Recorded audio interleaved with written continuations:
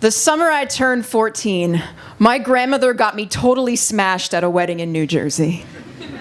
Somewhere in between the third glass of champagne and the fourth ABBA song, she turned to me and said, "Someday, you're gonna have a wedding just like this. And when you do, please, don't let them play any disco."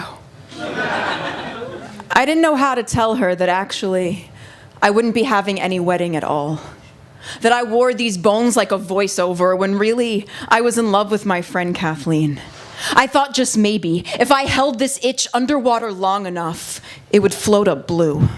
Tried to claw the want from my voice every time Kathleen asked what I thought of her boyfriend.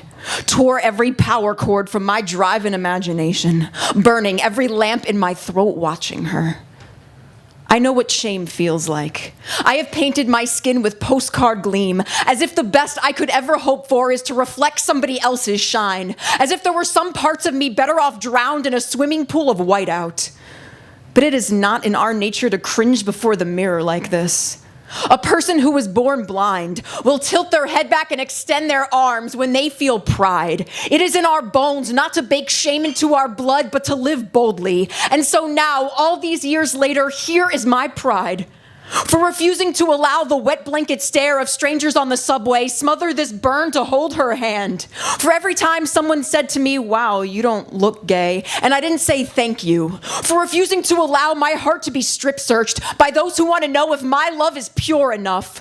Because I have spent years committing hate crimes against myself, and I already know all of those tricks. So when my straight friend asks me why there is no straight pride parade, I tell her, you can't be proud of something you've never had to fight for. This is for every wedding I watched from the sidelines, every fairy tale with stipulations, every "it's a choice, it's a phase, you're disgusting," every swollen choke of shame I learned to coat my throat with, every gay kid who ever believed nothing would ever make this better because home meant break the parts of yourself that don't fit into the plaster of who you're supposed to be.